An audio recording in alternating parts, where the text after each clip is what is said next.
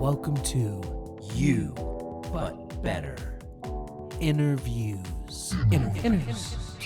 We interview the most brilliant thinkers and highest achieving badasses on the face of the planet. I have a dream that one day There is an indefinable, mysterious power. 70 years ago. Friends, Romans, countrymen. You are the light of the world. It's not just an interview. It's the interview. You, but better. Hello, Better Yous. Welcome to today's interview with a very special guest, a little bit of a genius.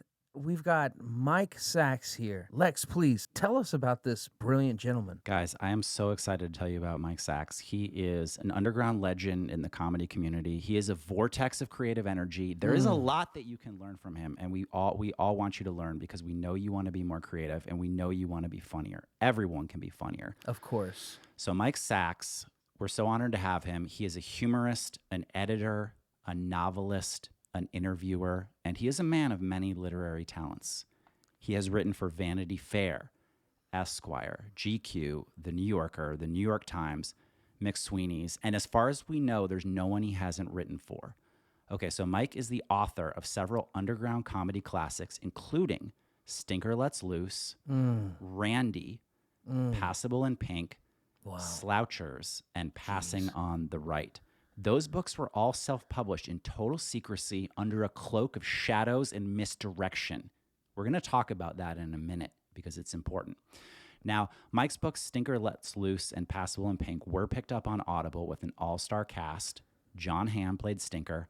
Fantastic. Passable in Pink on Audible featured Adam Scott, Rhea Seehorn, Jillian Jacobs, Bobby Moynihan, and Bob Odenkirk, among many others. Now, Mike is also known as the best comedy interviewer in the whole game, and his recent New Yorker interviews have included Vince Gilligan, Mike Judge, Kevin Nealon, and the Dalai Lama.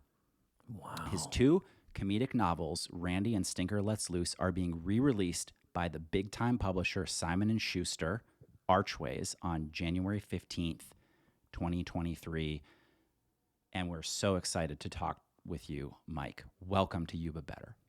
I have emerged from the underground. I love that description. Oh, Excellent. wow, Mike. Thank you so much. I'm glad that you like it.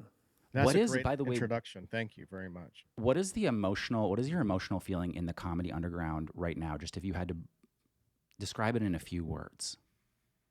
I would say the underground is becoming overground. I think people are producing things on their own that have a chance of going mainstream, which I love because in comedy, especially, the more control a creator has, I think the better a product will be. And for many years, creators did not have that control. I never would have been able to put out books on my own, certainly when I started. But now that I can do that, there's a tremendous amount of control and creativity that you can funnel directly into it without any gatekeeper preventing you from doing so. I love that, Mike. I love how into control you are because I find myself a little bit obsessed with controlling things myself. It's true. Thanks for backing me up on that, Lex. There's lots of things that you can't control, but the more you can, the better the outcome is, I find. I think whenever I get angriest in my life, it's because there was something I couldn't control, you know?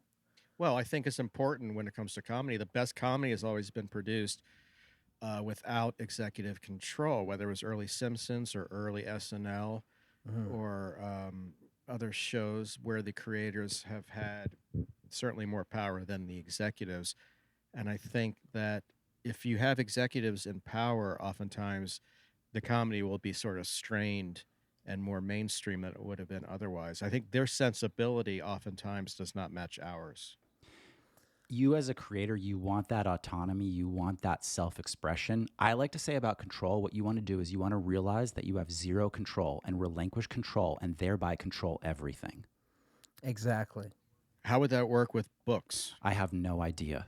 Okay. But that's why we want to talk to you, Mr. Mike Sachs. So first of all, All right, let me digest that. it's always good to digest after a good meal. Digestion is very important. This is so important. Lex, let me step into this for a second. Digestion is important, and if you have to step away to digest it, please do. If you need to stand up, sometimes that helps digestion. We've talked about that before. I eat 75% of my meals standing up, and that includes my creative meals. That way I can digest better and then go for a walk. It's true. If I'm not standing, I'm not eating. That's kind of my rule. I love that conditional. Okay, Mike, let's talk about your new comedy books that are being re-released by Simon and Schuster. These books are underground cult classics at this point. More people need to know about them. First of all, disclaimer. Seph and I are not comedians. We are self-actualization gurus. We are thought leaders. Okay, I was going to We ask. understand mindset and life hacking at a natural and a supernatural level, but we don't know anything about what's funny or not funny. Honestly, comedy scares us to a large extent, but it also intrigues us. True. And we think that comedians might have special powers. So we're here to learn from you, a master of your craft. I love So that you it's- don't know anything about comedy, but you know a lot about digestion. We know a lot about True. digestion. We take digestion very seriously, and there's no comedy in digestion. No, not in my world. Not in my world either. Our worlds overlap there. Okay, let's get into Stinker Lets Loose first of all. This is a novel that you originally wrote under the pseudonym James Johnston. It is a novelization of a 1970s trucker movie called Stinker Lets Loose, but the movie never existed, and neither does James Johnston. You invented all of it. Now, Seph and I are kind of amazed at how you were able to write and release such a mighty work while not taking explicit credit for it. In my This opinion, is tough for Lex and I because I demand credit. we often. want credit, we ask for it, but you exhibited a Zen master level of detachment. So our question is, how did you kill your ego so much and not even credit yourself as the novelist? I wouldn't recommend that for most writers because I think that's part of it being underground. My father was always confused by that. You wrote a book and your name isn't on it anywhere. In retrospect, I don't know if I would have. That's not true. What I like about a product like that is it's pure. Where if someone were to pick it up, they wouldn't know. Hopefully, I was hoping they would think that it was actually a used book from the late 1970s.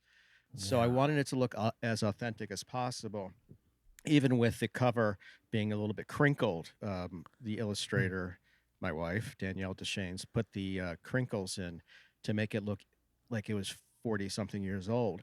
I mean, to me, that plays into the comedy of it, where it's almost a purely found object, where if you didn't know what it was, you might be confused or tricked like Andy Kaufman's characters were if you didn't know who he was. To me, that's the best type of comedy.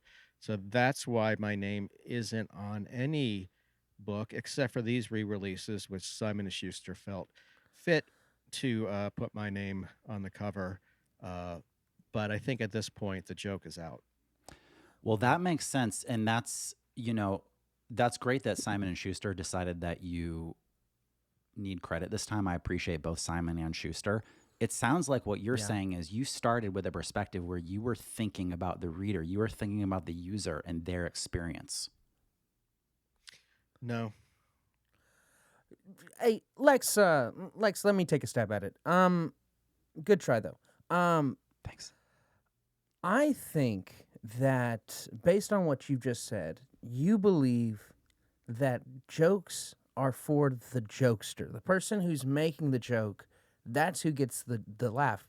Whenever I learned about Andy Kaufman through a Jim Carrey film, I saw that he was doing lots of things that were funny solely to himself. And since nobody else knows James Johnston, that joke has to be for you. Your father didn't get it. Well, a lot of my father, until the day he died, maybe this is what killed him. He thought Stinker Lets Loose was a real movie, honestly. Oh, wow. He didn't know. But that to me is funnier. I mean, I'm writing these books under almost a character, like a character actor would be in a film. The character of James Johnston is what I envision as being this guy who went out to Hollywood to make it as a screenwriter and then ended up having to write these novelizations, these cheap novelizations for food money based on these grade D movies drive-in movies that he had, to work on. So that to me is part of the joke as well. I like the broader idea of it being a fake author, not me writing these books. That is impressive. Do you feel like you can channel or get into the mind of James Johnston at any moment, since you've written a whole book as this person? Yeah, I can get into these characters easier than I can get into the character of me writing. It sort of Really? reminds me. Steve Wow. Martin once said he said, I can't dance, but if I can dance as a character like he did in Pennies from Heaven, he can dance really well. It's easier to write as someone else, not only to get in the mind of the book and the sensibility of it, but also just to have fun with it. I mean, the margin of error is larger when it's not you writing the book. If it's bad, it's not Mike Sachs, it's James Johnston who fucked up.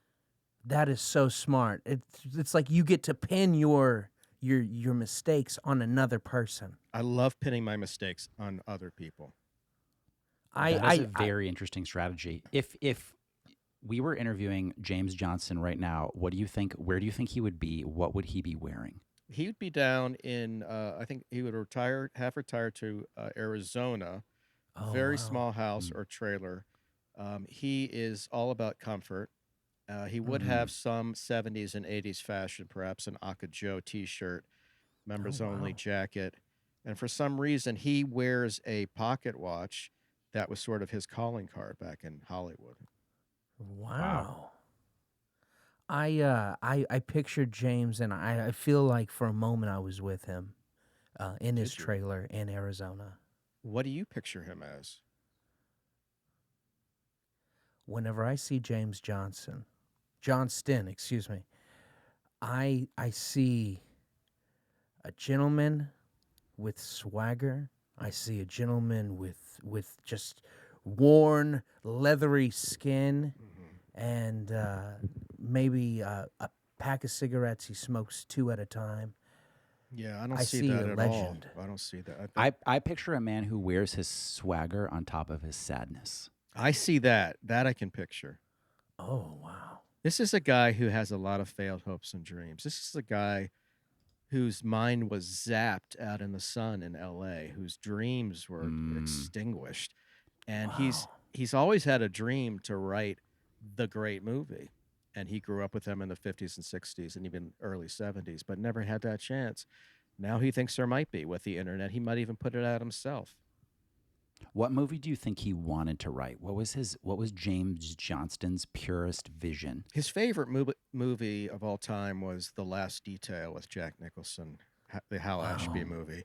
And that's what he was reaching for. In the end, he wrote a few episodes of Alf, Mama's Family, and a few other sitcoms you might not remember. But he never did have that shot at the big time. I remember Alf very well because Alf was an expert at digestion. Do you remember how many stomachs he had? He had 25 stomachs. I think he had 9, but I actually like the 25 answer more. Okay. I think that 25 is the number of stomachs he should have had if he wanted his show to be a little bit better. I bet James Johnston wanted Alf to have 25 stomachs, but then the bigwigs came in and they said, that's too many. Give him Maybe 9. that's what I'm confusing. I think I'm thinking of a goat. Oh, that totally makes sense. Makes sense.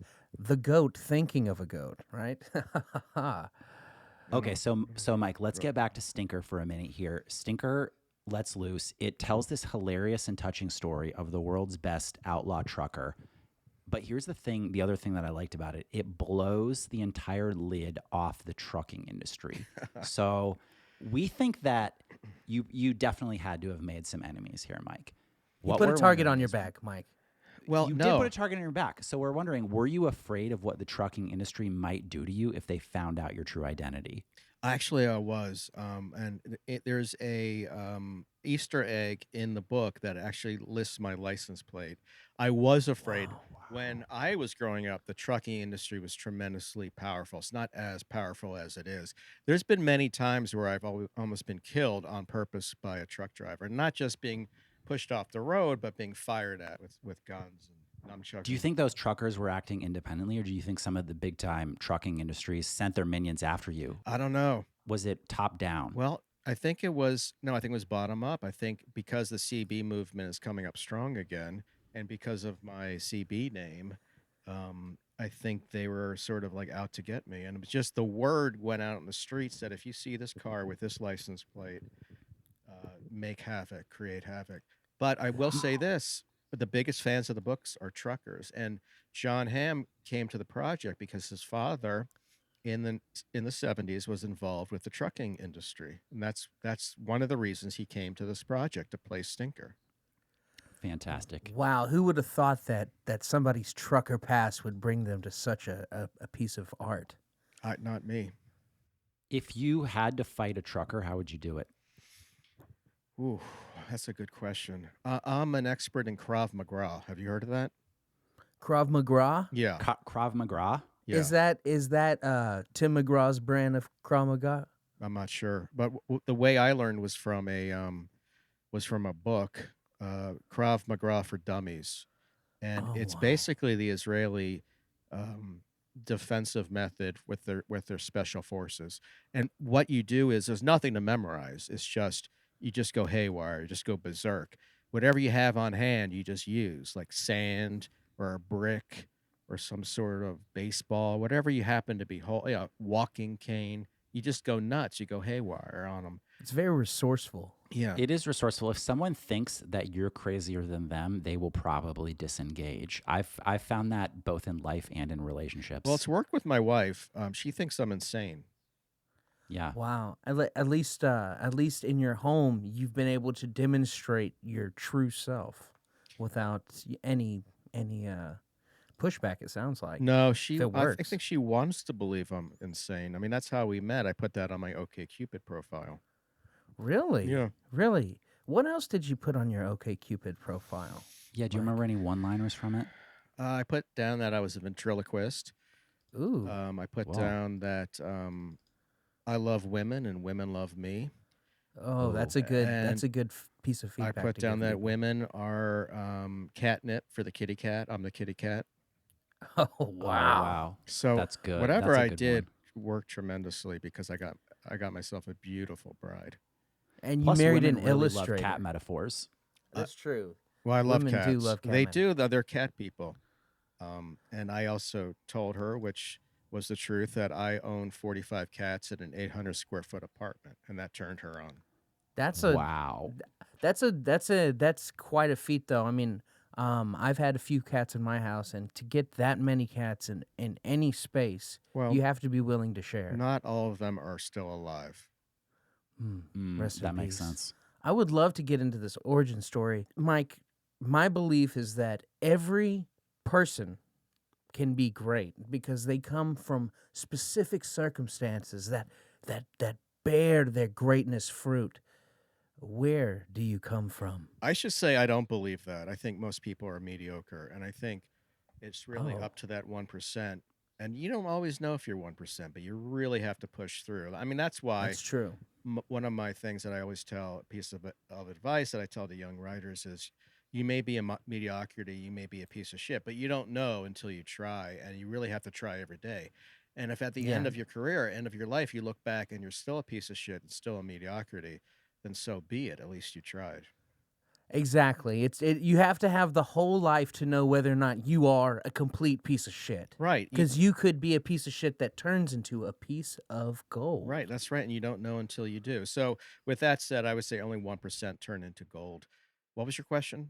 We want to know, what is your origin story? Yeah. Where do you come from? Where do you go, Mike? I come from my origin story. I grew up in Northern Virginia and Maryland, outside D.C. My father was an endodontist, which means he practiced root canals, and Did he ever practice them on you? he did. There are photographs of him giving me 2 root canals. Both times I fell on the playground. Now, when you're a kid and your pulp dies, the root dies, usually it's just pulled. But I had an in. My father was an endodontist, so he took me to his office, performed a root canal, 2 root canals, and the baby teeth were saved. I used to work in his office over summers, and it's one of my fondest memories. is working in that office. I was in charge of developing the x-rays and taking the patients from the waiting room into the surgical area. And he was a very sweet guy, very kind, and they were always very nervous, but he put them at ease with comedy. He was a big fan of comedy, and I think that's where I first saw the effect that comedy can have on people. Would you call your father one of your great comedy heroes? I would. Yeah, it was his birthday yesterday, actually. He has since passed away, but he was a very funny guy. I don't think he always understood what I was doing with, he called it new comedy, like he would refer to new math or something. But he was very supportive, kept all the pieces I wrote, and found something to like in each of the projects. Good for him. Well, it sounds like even though your dad may not have gotten everything you've done, he really appreciated it. And one thing that I respect about your dad is that he saved your baby teeth. Did he save anything else that didn't make sense? He saved my virginity. He convinced me to wait until my second marriage. Oh, wow. Yeah. I'm sure that's what ended your first one. Well, I saved myself for my third wife, but I ended up falling to weakness with my second. I'm on my third now, but she understands. She's forgiven you for your past. So you have an alternation method where you alternate between celibacy and non-celibacy. That's not a bad idea. Every other marriage, I have sex.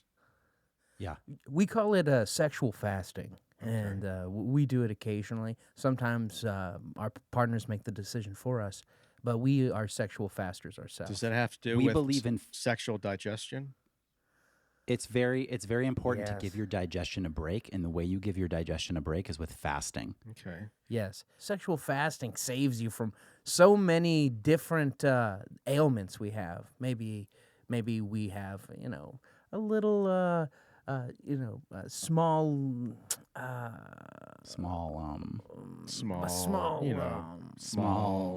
small feeling of like inadequacy. Yeah. Oh, I see. Well, that was worth the wait. Yeah. Okay, that makes sense. I've been fucking like a monkey recently. I should put a halt to things, see if it clears my head a little bit. I haven't been as conducive to creativity since I've been, Try the fast, try an intermittent fast, try a sexual fast for a while, followed by a sexual buffet. See how that clears your system. Ooh, okay. I've been trying espresso enemas, and that's been working, but I'll try something new. Well, I think women. Well, this is another thing I put on the OkCupid profile, which I think might have turned off some women, but turned on as many women. I put down that I like to fuck like a monkey, and I think a lot of people were confused. Truthfully, when I did put it down, I didn't even know what it meant myself. When it came time to first fuck like a monkey, though, I came through like a champ. What you have to do is you have to act that there's a lodestar, that only you see a sexual lodestar, and you have to fuck your way towards that lodestar, much like a monkey would in a primitive jungle. Oh, that's so spiritual. I think that's the way that cult leaders, not that I'm comparing you to a cult leader, I think that's what cult leaders do too. They see that lodestar and they move towards it, and then anyone that's attracted to that filters their way in. Anyone who's not filters their way out. I'm all for it. I'm a big fan of Rainier, the head of the sex cult. Have you seen this guy? No.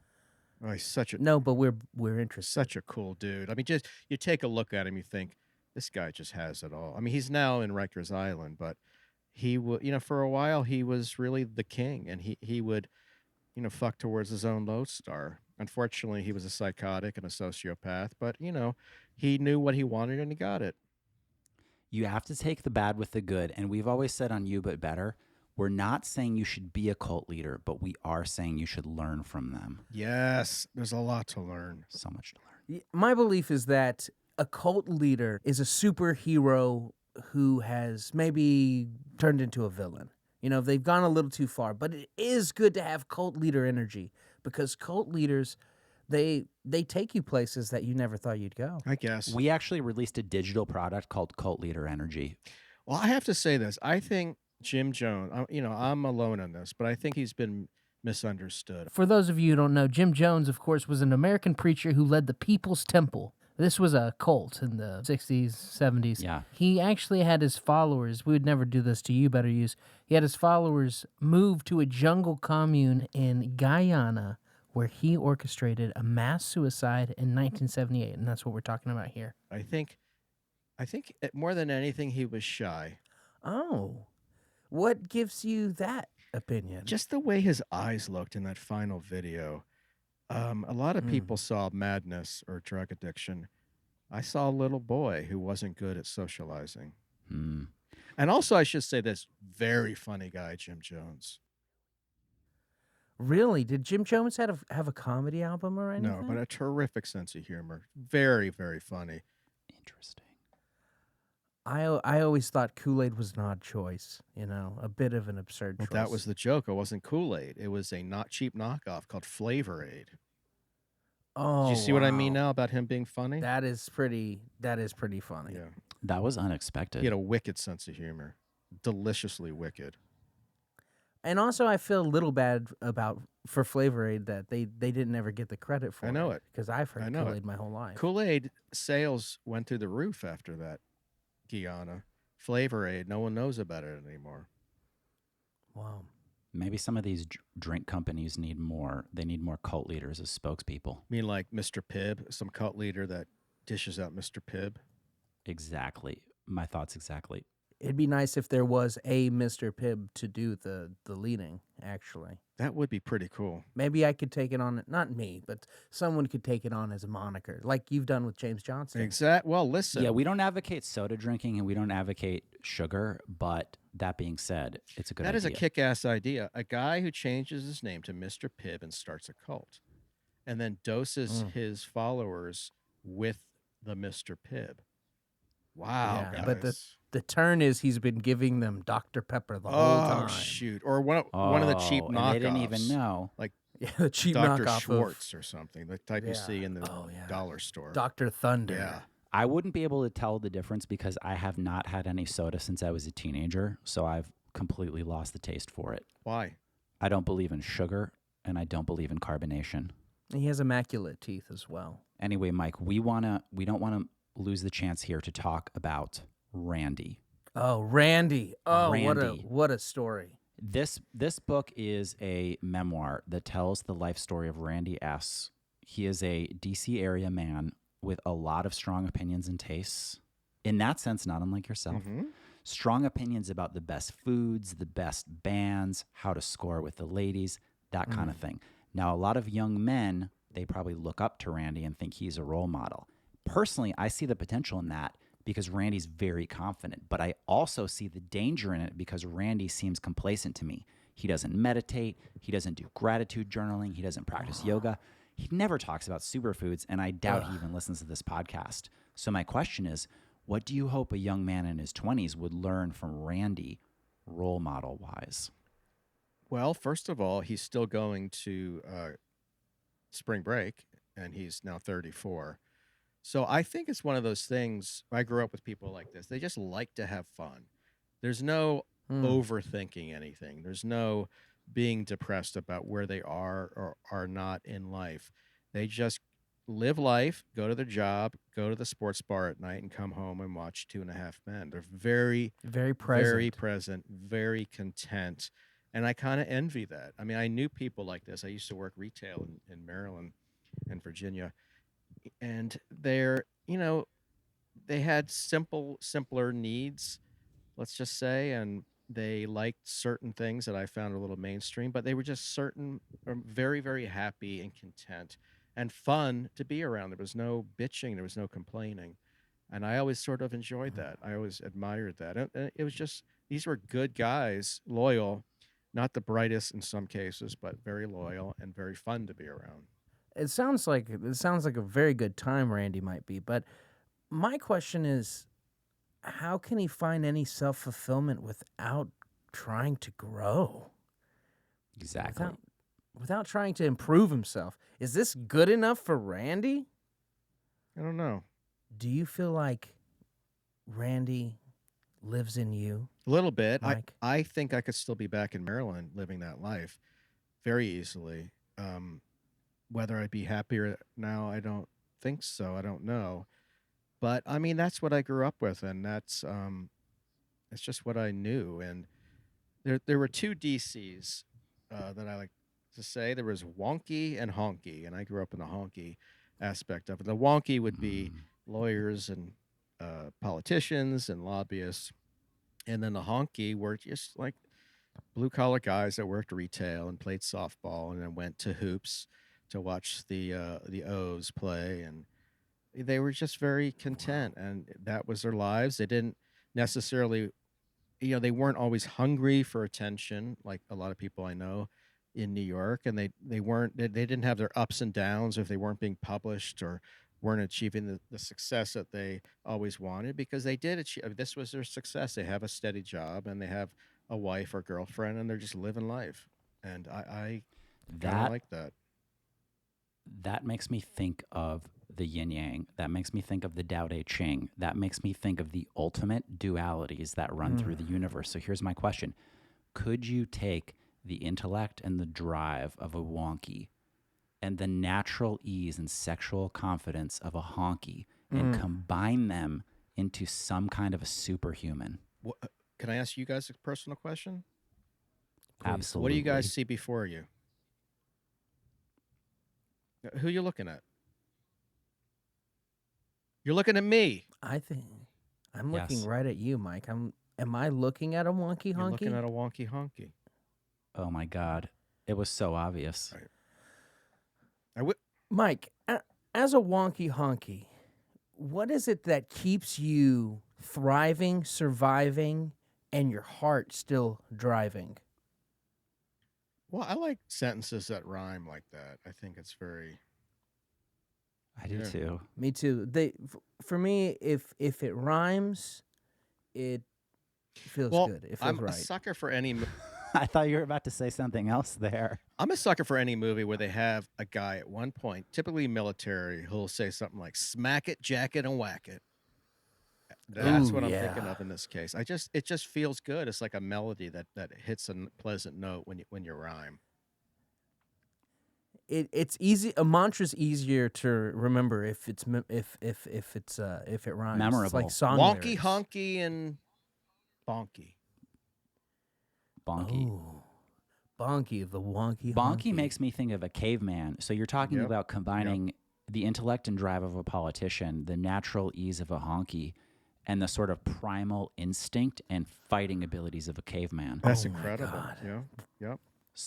So that makes me wonder, Mr. Mike Sachs, are you not just a wonky honky? Are you a wonky honky I bonky? think or are you just well, a the wonky more honky? I think about it, the more I think I'm a wonky, honky, bonky, zonky. Now, zonky would step. Oh my God. Zonky is Zionistic. Oh my That's a God. Zionist who's a wonky, bonky, honky. Oh my God. What a strong, specific person. Can you imagine that movie? Wonky, bonky, honky, zonky. Like, how great would that be? That would be good. I don't think I personally think that is not only an excellent idea, but that idea is so evolved and so specific that very few people would understand it. Well, maybe I shouldn't have said it if it's that specific. I've noticed a lot of people steal these ideas that I come out with. And if that one's stolen, I'm going to go haywire because that's a good one. Mike, what is your protocol when someone steals something that you make, something great? I've said lots of things that I'm pretty sure people have just lifted straight from my consciousness. Yeah. I find myself irate until I can be present and breathe through it. How do you combat somebody stealing one of your brilliant ideas? Krav Maga. I should say this too before I go on. Krav Maga is different than Krav Maga, which is the official. So Krav Maga is my own version of this, which has been copyrighted. But You've pioneered Krav that. Maga, right? But when someone does steal something, I go Krav Maga on them, and anything can happen. You physically assault them. I go bananas, and anything can happen, and anything will happen. So if you steal that wonky, honky, zonky, bonky ideas, I'm going to go bananas. We have no intention of getting our asses handed to us Krav Maga style. By Mike's bonky side. Right, that's pure Yeah. bonky right there. That's pure bonky. That's a pure caveman. That's right. And then when I spirit go home at that- night and have soup, that's my zonky side. That's my Zionistic side. That's my Jewish Oh side. yeah, Oh. a nice Zionistic Yeah. soup. I I haven't enjoyed one of A those good in a very long Hebrew time. soup. As He someone brewed with for your Jewish pleasure. ancestry, I love to combine the promotion of the Jewish people in the state of Israel along with other spiritual aspects. I love that. Yeah, I think it helps. It can't hurt. If your lodestar in this case spiritually is something that doesn't exist but didn't exist 3,000 years ago, you're better off. Mm. Wow. Yeah, and you're saying Lone Star or a Lodestar? Lodestar. Yeah. Can you tell me what a Lodestar Honestly, is? I don't know. I heard about it years ago and thought it was a great word. I don't know what it means, but I think it implies something to go towards. A star that's fully loaded, I don't know. perhaps. Kind of like a fully loaded plate of nachos, but it's a star. It's got all the I fixings. don't know.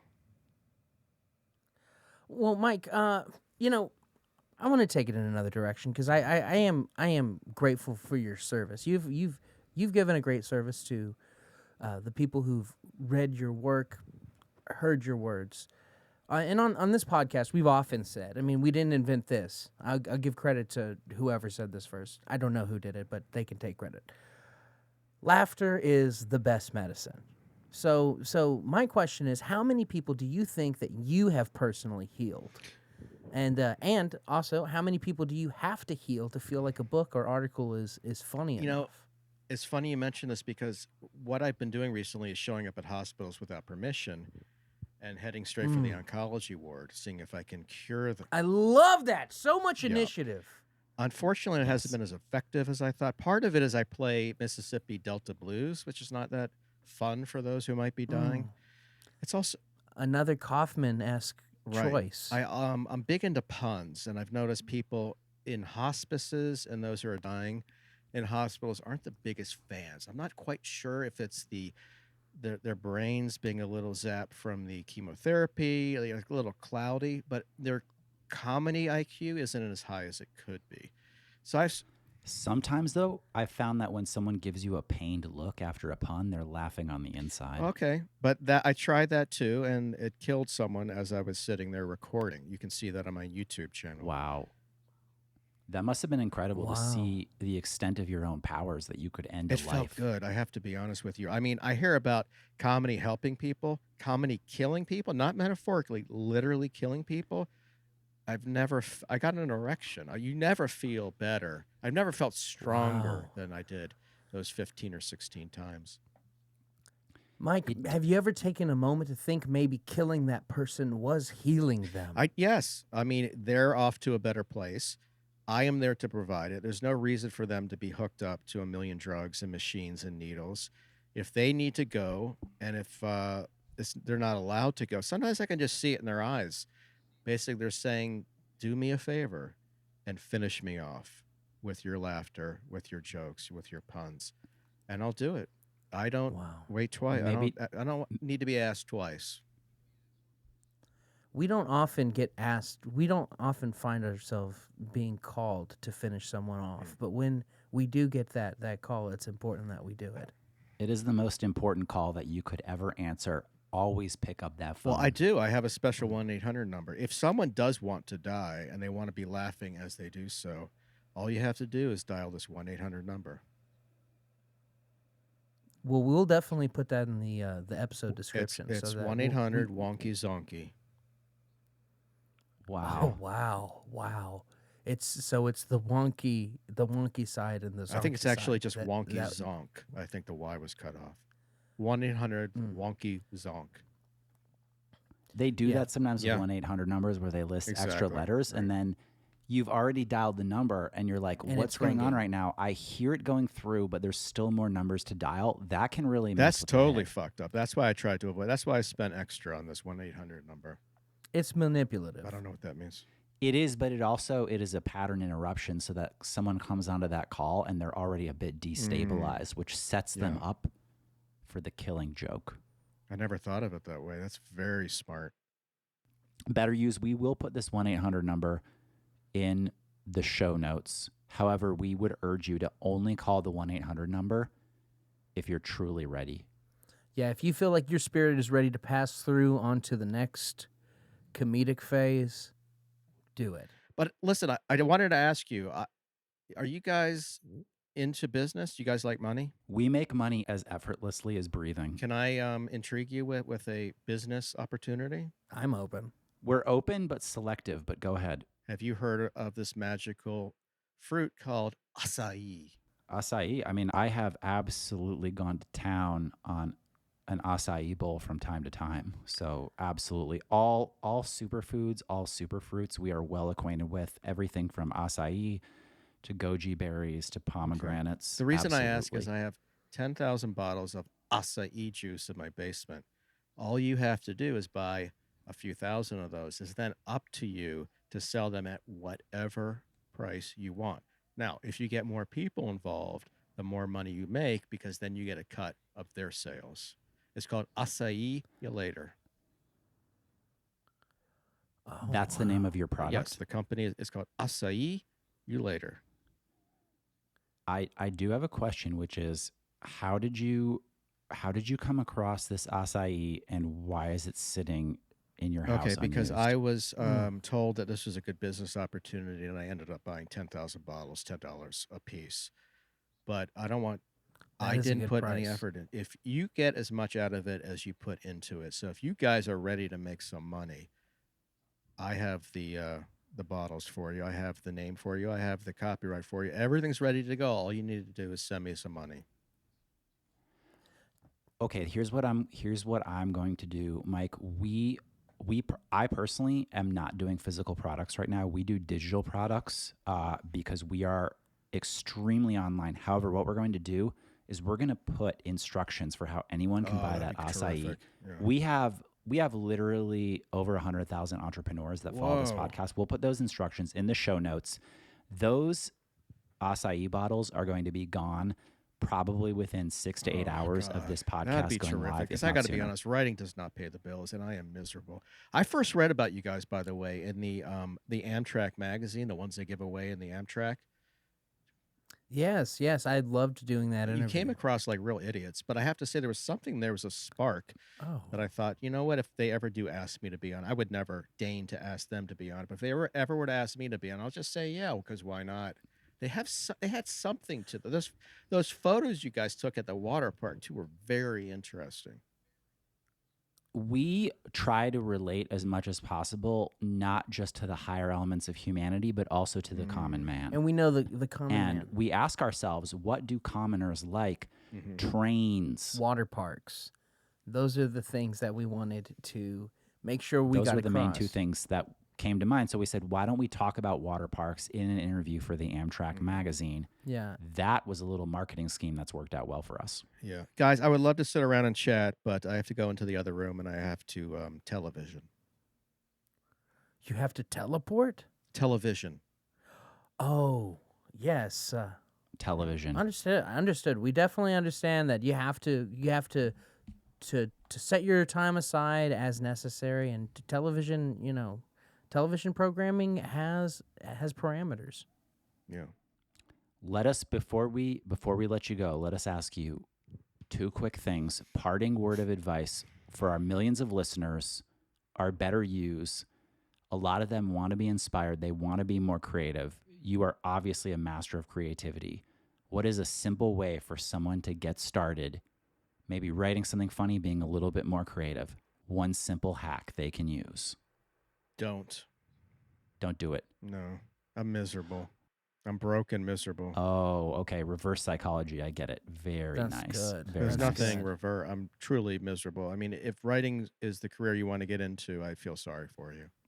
It is working so hard. That is, I hear your words of encouragement through the reverse psychology. That is honestly brilliant. Okay, Stinker, Let's Loose, and Randy are being re-released. Simon Schuster on January 15th. Folks can get that anywhere books are sold, right? I'm not sure. I also have a third book out, which is a parody of a college catalog called Welcome to Woodmont. And that Welcome to Woodmont. And has blurbs from Jerry Stahl, Jack Handy, and many other comedy legends. Wow, how did you get linked up with these other geniuses? Do y'all have a like a men's meeting you go to every month? Mastermind network. Hey guys, I said I had to go watch television. I meant it. Okay, very sorry. Understood. Ladies and gentlemen, thank you so much for listening, and thank you, Mike Sachs, for being such an insightful guest. Sweetheart, you have my dinner ready yet? Better use. Mike had to go watch TV, but check out the show notes for links to all of his books and that 1-800 number where he'll kill you. You, but better. Friends, thank you for listening and becoming a better you. And if you haven't followed us on social media yet, you haven't fully committed. Find those social links in the episode description. Also, please rate and review us on your podcast listening app. It helps more people find this podcast and become totally enlightened. And remember, don't just be you, be You, but better.